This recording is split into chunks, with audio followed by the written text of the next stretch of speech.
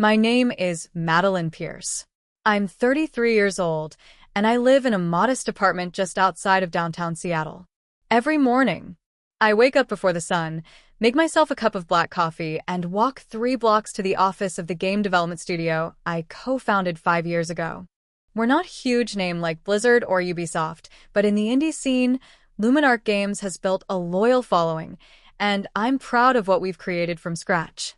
I lead a team of 23 developers, designers, and storytellers. On paper, I'm the chief creative officer. In reality, I do a little bit of everything: scripting, budget meetings, hiring, late-night debugging. I've been working 60-hour weeks for most of my adult life.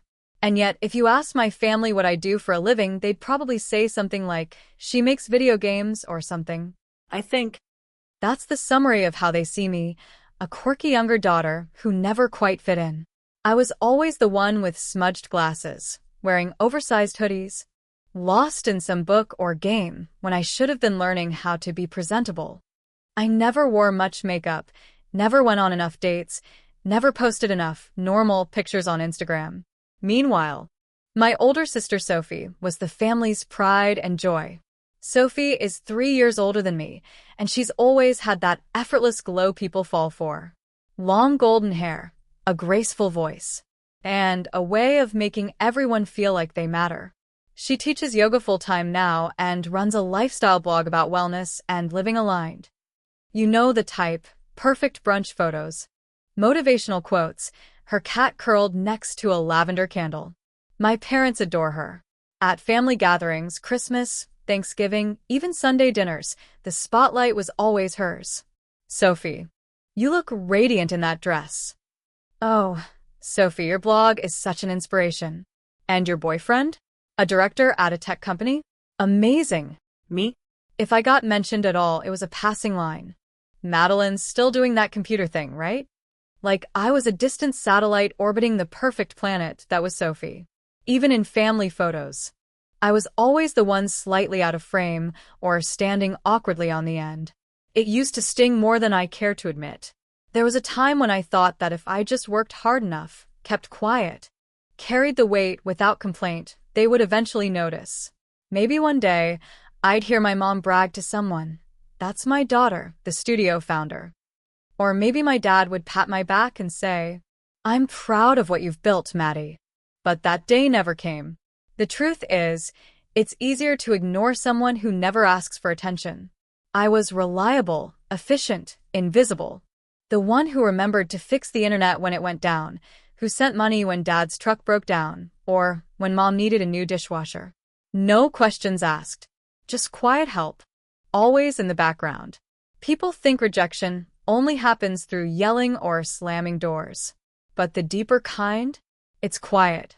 It's being in a room full of people who talk over you like you're not there. It's the way your accomplishments are met with a smile and a quick subject change. It's hearing. Sophie's boyfriend is visiting from San Francisco. He's so accomplished. On the same week, I closed a publishing deal worth $500,000 and no one noticed. Still, I kept showing up. For birthdays. For holidays. For phone calls when they needed tech support or help with taxes. I played the role I was given. The responsible daughter. The one who doesn't complain. The one who has a good job but nothing to show off. I used to believe family was supposed to be the place you could return to no matter what.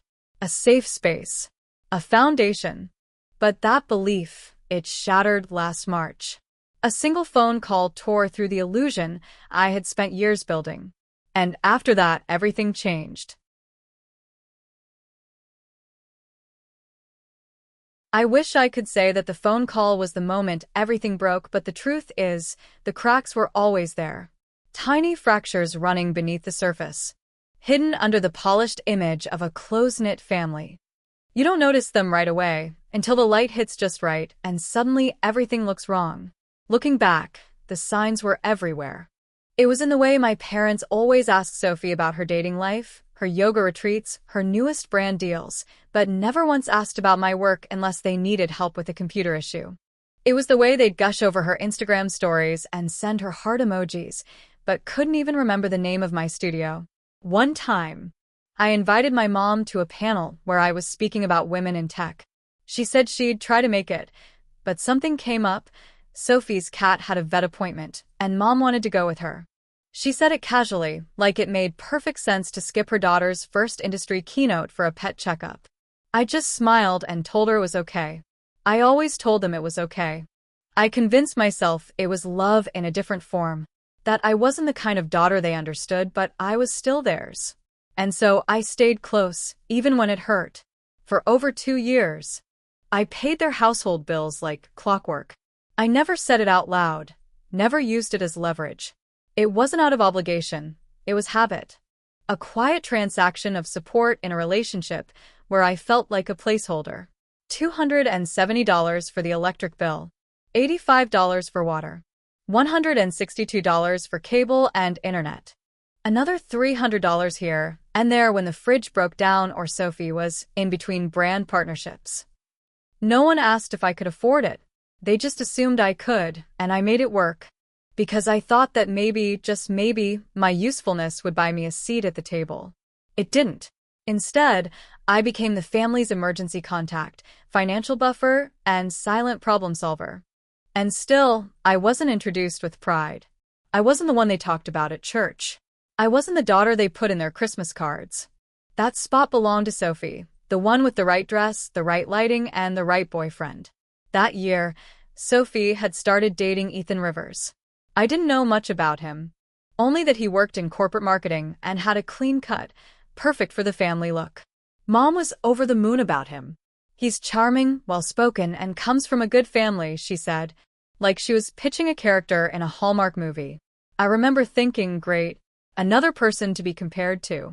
Still, I told myself I'd be the bigger person. I made plans to fly back home for Mom's birthday like I always did, land early, help set up, cook, maybe even bring a few small gifts. Nothing fancy. Just be there. That was the thing. I always wanted to be there, even when I wasn't wanted. But days before the trip, I noticed something strange. The family group chat, which I was barely part of, suddenly became busy. Messages flying back and forth about decorations, guests, Sophie's big reveal, and Ethan's formal introduction to the family. I chimed in once to ask if anyone needed help. No one replied. It felt like a wedding I hadn't been invited to. Still, I pushed down the unease. I called my dad like I always did to confirm my arrival. That's when it happened. His tone was different. Not angry. Just measured. Like someone preparing to deliver bad news, but hoping to sound neutral. Hey Dad, I said. Just wanted to check in. I'll be landing around 10 a.m. on Friday. Let me know if there's anything you'd like me to pick up on the way. A pause. Then, Maddie, maybe it's better if you don't come home this time. I thought I misheard. What? He cleared his throat. Sophie's bringing Ethan. It's important to her. There will be a lot of guests. We just don't want complications. Complications? I echoed. Comparisons, he clarified. Your job is hard to explain. You showing up might make things awkward. I think it's best we keep it simple this year. I went still. You're saying I shouldn't come because I make the family look bad? His voice tightened. I'm saying if you insist on coming, then don't call me your father. And just like that, the call ended. No yelling. No shouting. Just finality. A clean cut. I sat in my kitchen, staring at the phone like it had transformed into something unfamiliar. The cup of coffee in my hand had gone cold. Outside, the sun kept rising like nothing had happened. But inside, something shifted. Not rage. Not heartbreak. Just stillness. Because when someone tells you that your presence is an inconvenience, you stop trying to be present. That night, I sat in silence for hours. I didn't cry. I didn't text anyone. I just scrolled through 2 years' worth of bank transfers to my parents, reading them like old love letters from a one-sided relationship. And then I made a decision. I didn't sleep that night. I didn't rage post, didn't call a friend to vent, didn't even pace around my apartment like I usually do when I'm stressed. I just sat on my couch in the soft glow of my living room lamp, reading line after line of transaction history on my banking app. $198.44, electric bill. $89.90, water. $132.50, internet and cable. $300, extra help for Sophie's move. $468, mom's birthday prep from last year. Month after month. Quietly. Automatically. Like a subscription I never signed up for. The total? $14,235.76. And what did I get in return? Not a thank you. Not a single acknowledgement. Just a call telling me my presence would complicate the introduction of Sophie's boyfriend. That my job, my life, was too difficult to explain to the guests. It was strange how calm I felt. Like something inside me had finally broken, but in a clean, precise way. No mess. No screaming. Just a door quietly closing after years of being left ajar. I stood up and walked over to my desk. Opened my laptop. Logged into the utility sites one by one. Clicked through each account. Electric. Water. Internet.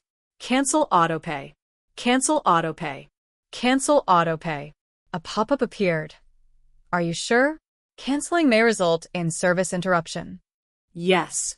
I was sure. I didn't even blink. I closed my laptop, turned off the light, and went to bed without brushing my teeth. Not out of spite. Just exhaustion, the kind that doesn't come from work, but from finally realizing the place you kept calling home was never really yours. The next morning, I made coffee like usual.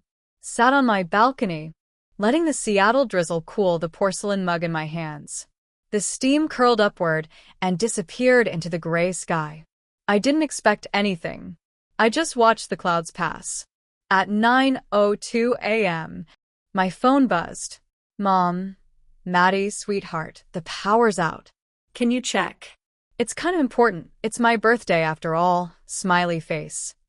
I stared at the message for a while. Not because I was surprised, but because of how normal it sounded. No mention of the call.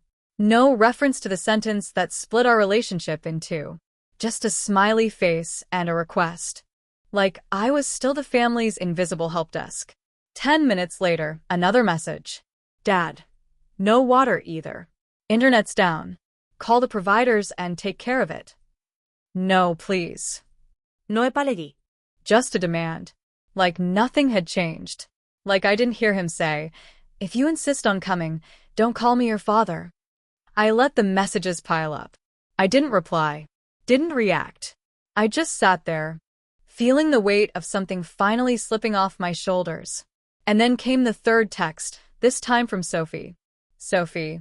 Maddie, what's going on? Guests are arriving. The Wi-Fi is down. Mom's freaking out. What happened? I typed out a response. 3 weeks ago, Dad told me not to call him my father if I showed up to the party. I'm just honoring his request. If this is inconvenient, maybe find someone you're not embarrassed to introduce. I stared at it, read it twice, then deleted the whole thing. Not because it wasn't true, but because I knew that no matter what I said, they'd only hear what they wanted to hear. Instead, I put my phone face down on the table and stood up. For the first time in years, I felt still. Not numb. Not angry. Just steady. I spent the rest of the day working. Reviewed design proposals. Proofread storylines for our next game launch. Answered Slack messages like it was any other Tuesday. Because for me, it was. For them, it was chaos. And I wasn't there to fix it. That night, as I wrapped up a late call with one of our partners in Montreal, a voicemail notification popped up on my screen. It was from Sophie. I hesitated, then hit play. Her voice was sharp, fast, scattered with frustration. Mom's been crying all evening. The whole day was ruined. Ethan met everyone in the dark. The food was cold. She was so excited to introduce him properly, and you just disappeared. I can't believe you'd do this. You're so selfish, Maddie. You always make everything about you when it matters most. I listened to the whole thing, then deleted it. I didn't cry. Didn't even feel much of anything, to be honest. Just a dull ache of familiarity. Like watching reruns of a show you used to love, but can't relate to anymore. At midnight, I poured myself a glass of wine and opened my email. One subject line caught my eye. New hire transfer, Ethan Rivers. I clicked. Attached was a PDF. A standard employee transfer form. Ethan Rivers, marketing director, was being moved from the Portland office to the Seattle HQ. My office. My company. My approval. I scanned the file again, double-checking the name, the department, the signature line. Approver. Madeline Pierce, co-founder and CCO, Luminarch Games. I let out a breath. Not a laugh. Not a smirk. Just a long, slow exhale of something I hadn't realized I'd been holding for years. The universe didn't always give you neat little moments of symmetry, but sometimes it did. The morning after I read Ethan's transfer file, I didn't feel triumphant. I didn't feel smug or vindicated. I felt quiet. There's a particular kind of silence that only shows up when you stop pretending, when you finally drop the weight you've carried for years and let it hit the floor without rushing to pick it back up. That's what I felt. Ethan Rivers, the man my family had deemed too good to be introduced alongside me, was now transferring into my company. Not just any role, he would be reporting directly to the executive team. And I was one of them. Funny, isn't it? The same person I wasn't allowed to complicate. A birthday dinner for was now showing up in my inbox with an onboarding form and a welcome email CC'd to me. I wondered what Sophie would say if she knew. Or worse, if she realized too late. But I didn't tell anyone. I didn't text my parents. I didn't drop a sarcastic line in the family group chat if I had still been in it. I just approved the transfer, added a note welcoming Ethan to the Seattle team, and moved on to my next task. Because I didn't need to explain myself anymore. For so long, I had tried to earn a seat at the table, by being helpful, by staying quiet, by showing up even when it hurt. And still, I was never enough. Never polished enough. Never presentable enough. Never lovable in the ways they valued. Now I realized I was never meant to sit at that table in the first place. It was built for someone else. Someone shinier. Someone easier to brag about. And that was okay. Because I had my own table. My own company. My own life. Built brick by brick from everything they refused to see. A few days later, Ethan arrived. I knew he was starting on Monday, but I didn't plan anything special. HR handled most of the onboarding, and I was busy preparing for a major investor presentation that week. Still, I couldn't deny the strange anticipation buzzing under my skin. At 10:17 a.m., there was a knock on my office door. I looked up. There he was, dressed in a fitted navy suit, folder in hand, eyes scanning the room until they landed on me. His expression shifted instantly. Shock, recognition, disbelief. "Madeline?" he said, voice low but clear. I offered a calm, polite smile. "Welcome to Luminarch, Ethan. I'll be reviewing the quarterly marketing strategy with you once you settle in. Let me know if you need anything." He didn't speak right away. Just stood there, his hand tightening around the folder, eyes wide. I slid a document across the desk toward him. "Your team roster. You'll be working under me for the first phase of transition. We'll meet weekly." He finally found his voice. You're the co-founder?" I nodded. "And your direct supervisor." He swallowed hard, nodded once, and took the folder with both hands like it weighed more than it should. Then he left the room. I didn't watch him go. Didn't reach for my phone. Didn't smirk or gloat or even take a breath to mark the moment. I just leaned back in my chair and stared at the ceiling, letting the silence settle again. That afternoon, the text started coming in. Not from Ethan. Not yet. But from the usual suspects. "Mom. Maddie, the power's acting weird again. Can you check?" "We have people over." "Dad. "Internet's not working again. Call the provider." "Sophie. Ethan seems off today. Did something happen?" I ignored them all. They weren't texts of concern. They weren't asking how I was, or even acknowledging the elephant in the room. Just demands. More fires to put out. More messes to clean up. And I was done cleaning up. That evening, I got a voice message from Aunt Lucy, one of the few relatives who ever treated me like a whole person. "Hi, honey," she said gently. "Your mom's a bit shaken up. Ethan told everyone you're his boss? I think the whole room just froze. I didn't say anything. I figured if you wanted them to know, you'd have told them. I smiled faintly. That was the thing, I didn't want them to know. Not like this. But the truth had a way of slipping through cracks no matter how tightly you try to seal them. I didn't plan a dramatic reveal. I didn't burst into the party with a mic and a title. I just lived my life. And life revealed it for me. Later that night, a new message came in. Sophie, you knew, didn't you? That Ethan was transferring. You let it happen right before the party. Mom's been crying for 2 days. You could have warned us. That was so cruel. I stared at the message, took a long sip of chamomile tea, then typed my reply. I didn't say anything. I didn't show up. I didn't interrupt your day. The only thing that showed up was the truth. If that ruined the party, maybe it wasn't built on anything solid to begin with. I paused, then hit send. I didn't expect a response. And honestly, I didn't need one. Because for the first time in my life, I hadn't explained myself. And it felt like freedom. You know those moments that feel so precisely ironic, they almost feel scripted? Like the universe was tired of watching things unfold unfairly. So it finally decided to throw you a punchline too sharp to be accidental? That was how it felt the next day, when Ethan stepped into our Monday leadership meeting. He looked uncomfortable, clean-cut and polished, as usual. But his eyes were restless. He avoided looking directly at me, which I understood. I would have avoided me, too, if I were him. To his credit, he stayed professional.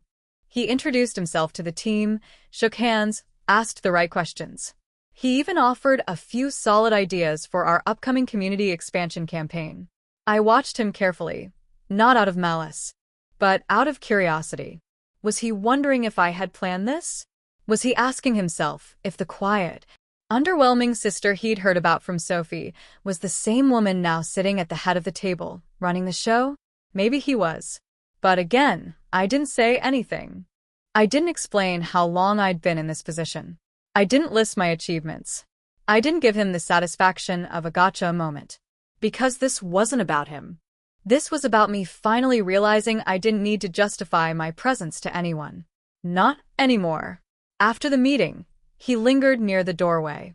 I stayed seated, reviewing documents, pretending not to notice. Eventually, he walked up to my desk. Madeline, he said, voice quieter than usual. I didn't realize. I didn't know you were. My title? I said calmly, still skimming the spreadsheet in front of me. It's okay. Most people don't. He stood in silence for a moment. Then, softly, I just want to say, I respect what you've built here.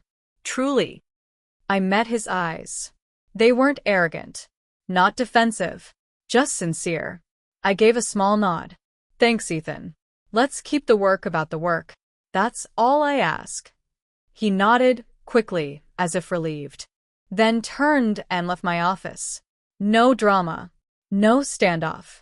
Just the truth, standing quietly between us. That evening, the messages from Sophie got more frantic. Sophie, Ethan's been distant since Monday. Did something happen at work? Then, he won't talk to me. Maddie, if I did something to make you mad, can you please talk to him? Help me fix it? I didn't reply. Not because I was angry, but because I didn't owe her anything. For years, I had waited for just one message like this. One moment where she'd see me as a real person instead of a background character. But now that it had come, it felt hollow. Too late. Too little. Too transactional. A day later, another message. Sophie, you have influence at work. If you tell him to stay, he will. Please. Just this once. I read it twice. Let it sit on my screen while I watered my plants and played an old jazz record. Then, I typed.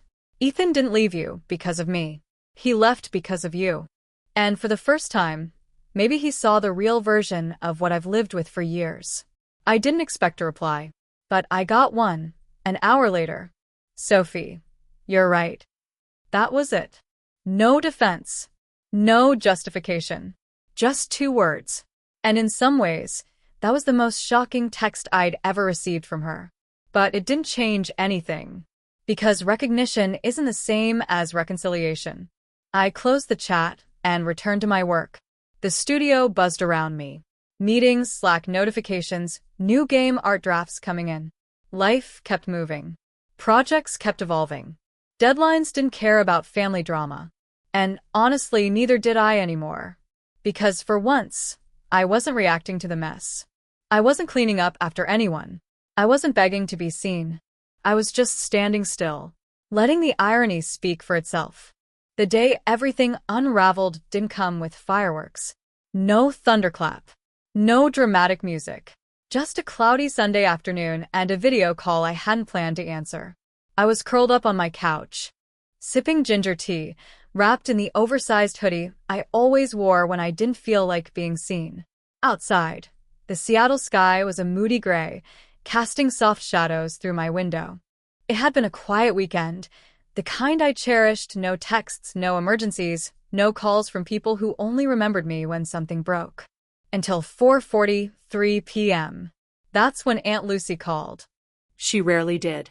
And when she did, it was never for drama. I hesitated for a second, then answered.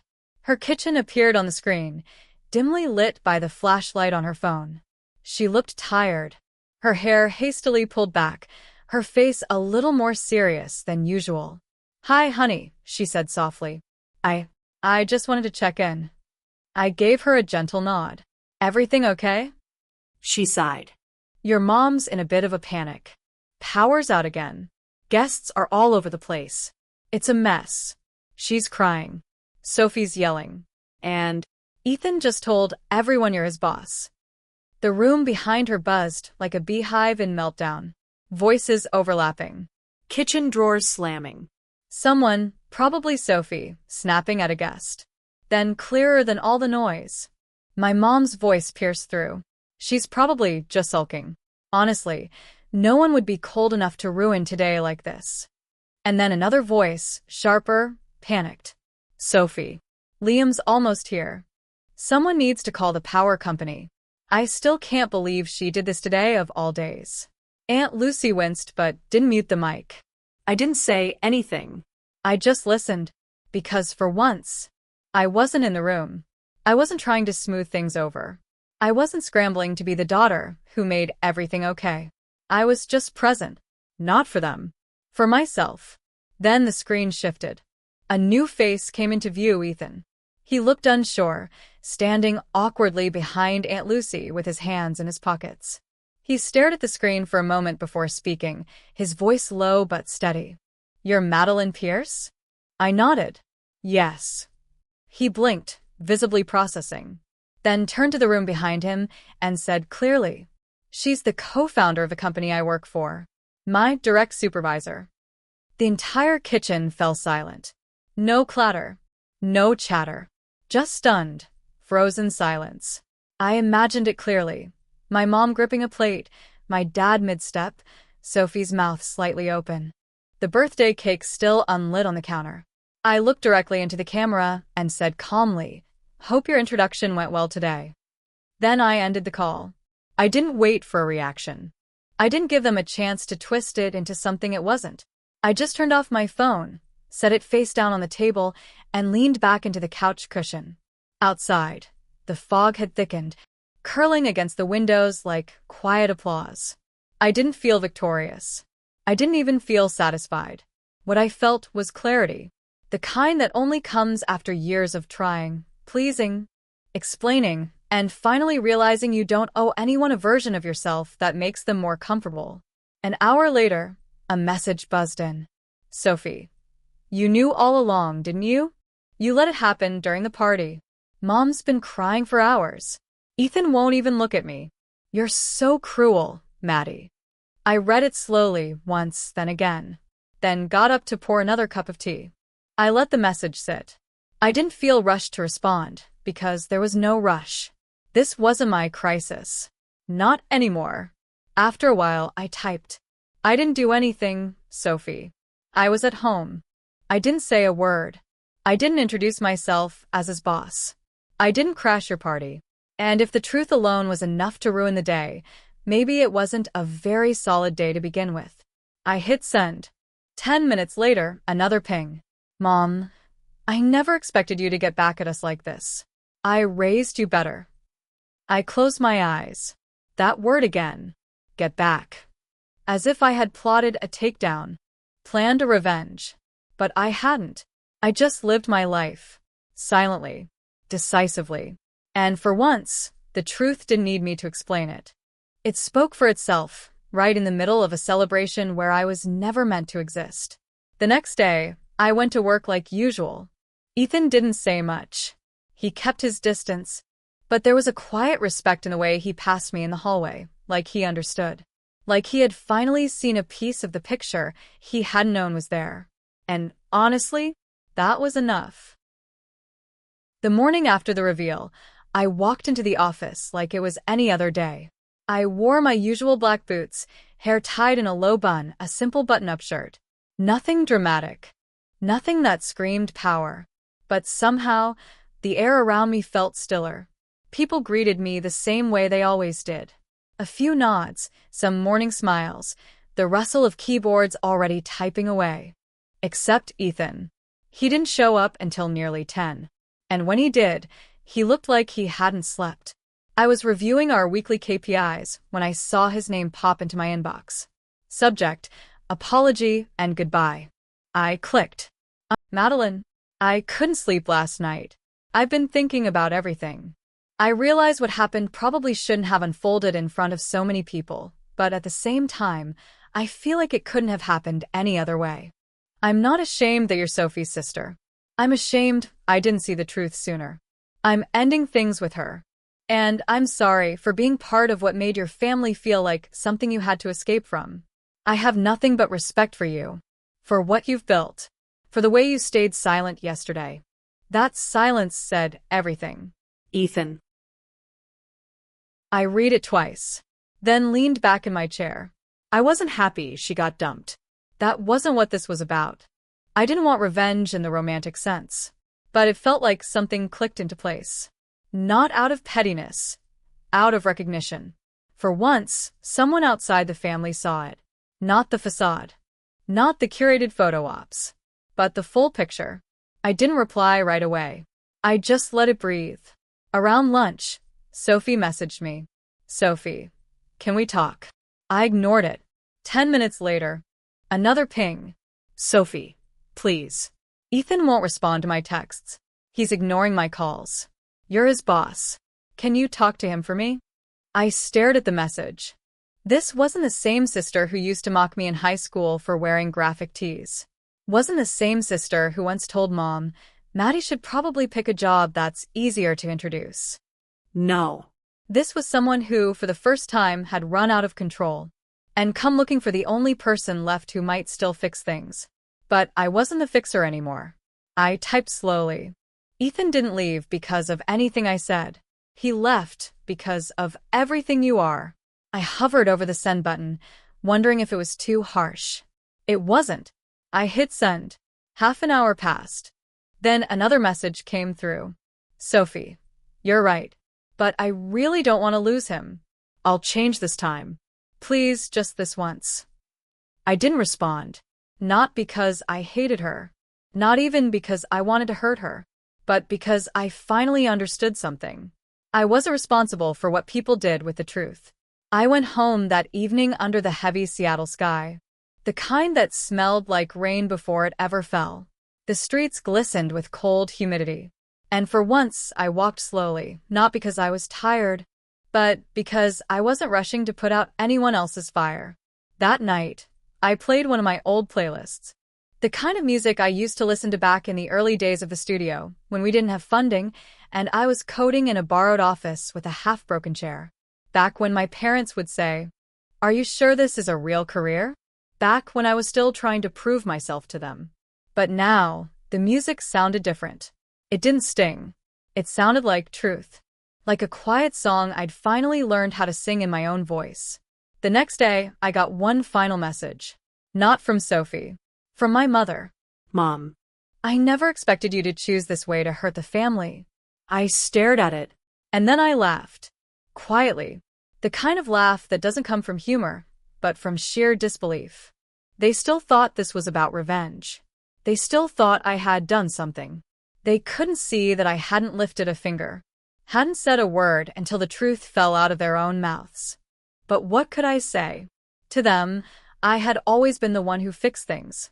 And now that I wasn't fixing anything, they called it cruelty. But it wasn't cruelty. It was freedom.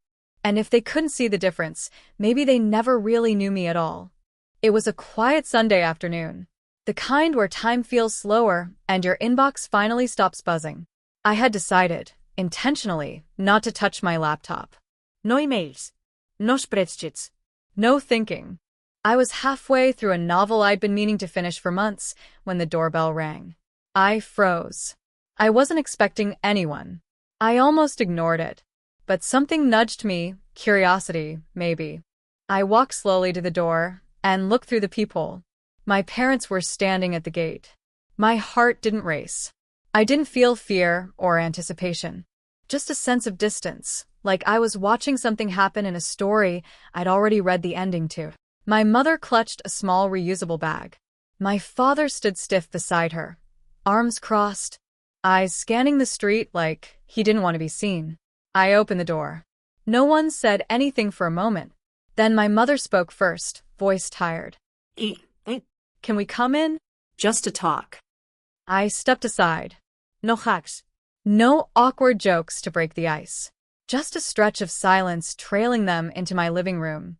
I poured 2 glasses of water, placed them on the table, and sat across from them, my posture straight, my face unreadable. My mom looked around the apartment. It's nice, she said, trying for polite. Very clean. I said nothing. My dad cleared his throat. About your mother's birthday? I said things I shouldn't have. I nodded once. Not forgiveness. Just acknowledgement.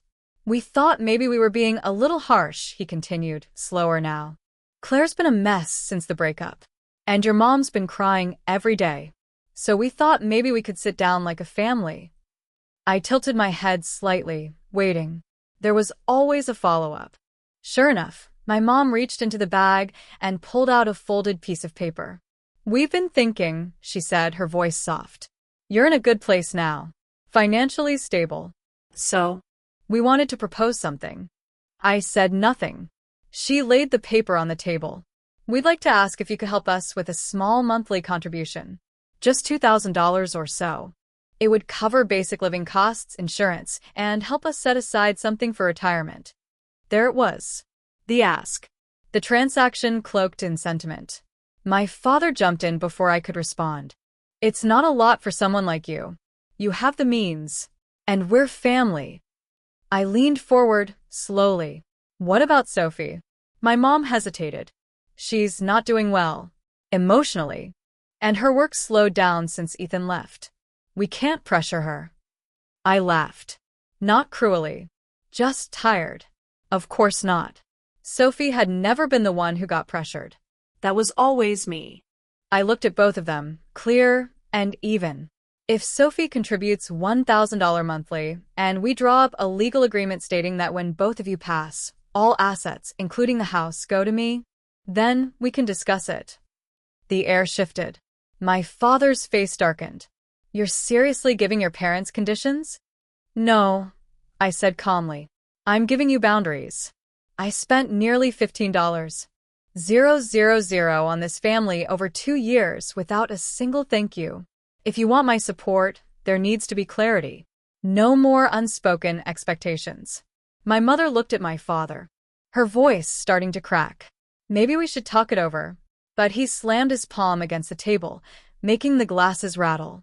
We raised you for over 20 years. And now when we ask for a little help, you give us contracts. I didn't flinch. I looked him in the eye. Raising me was your responsibility, not an investment you get to cash in. He opened his mouth to argue, but no words came. Just silence. My mother stood slowly and touched his arm. Let's go. I stood too and walked them to the door. No hugs. No promises to call. Just the sound of the door clicking shut behind them. And in that stillness, I realized something. For the first time, I had written the ending, not out of spite, out of self-respect, and it felt like breathing for the very first time. After that day, I never heard from my parents again. No follow-up calls. No emails. No apologies. Just silence. But not the kind I used to fear, the kind that came with being ignored, erased, forgotten. This silence felt earned, like a wall I had built with my own 2 hands and finally finished sealing. It didn't hurt. Not anymore. Because I had stopped asking for something they were never willing to give. The weeks passed quietly. I kept working, leading meetings, reviewing designs, managing contracts. Investors came. Deadlines loomed. Our next title neared alpha. Life didn't slow down for my personal revolution. But for the first time, I didn't feel like I was dragging a weight behind me. I stopped sending holiday gifts. I didn't send a card on Sophie's birthday. I no longer hovered over messages, wondering whether to respond just to keep the peace. Peace, I learned, doesn't come from compliance. It comes from boundaries. One day during our Thursday operations sync, Ethan walked in with a financial roadmap for the next quarter. He was composed, efficient, respectful. We never once brought up Sophie, and I respected him more for that than I could put into words. Some things, when fully understood, are best left unspoken. That afternoon, I stopped at my favorite cafe on the way home. It was raining lightly, the kind of gentle drizzle Seattle is famous for. I chose the window seat, ordered a hot latte, and watched the street outside blur into motion. On the wall above the counter was a wooden sign, carved in warm serif letters. Home is not always a place. Sometimes it's a choice. I stared at it for a long time, and I knew, deep in my chest, that I had made mine. For years, I believed that if I just tried harder, if I made myself smaller, more agreeable, more useful, they'd eventually see me. But the truth is, if you let people get used to disrespecting you, they'll start treating your sacrifices like expectations. They'll mistake your silence for agreement. And they'll only remember your worth when you stop giving. I chose to stand up, not to fight them, but to protect me. I set boundaries, not because I'm selfish, but because I finally understood that self-worth isn't defined by who still needs you. It's defined by who respects you when you no longer serve them. And if someone were to ask me, Madeline, do you regret turning your back on your family? I'd say this. I regret that it took me so long to realize I deserved more than what they were willing to give. Because real family, it's not built on obligation. It's built on respect.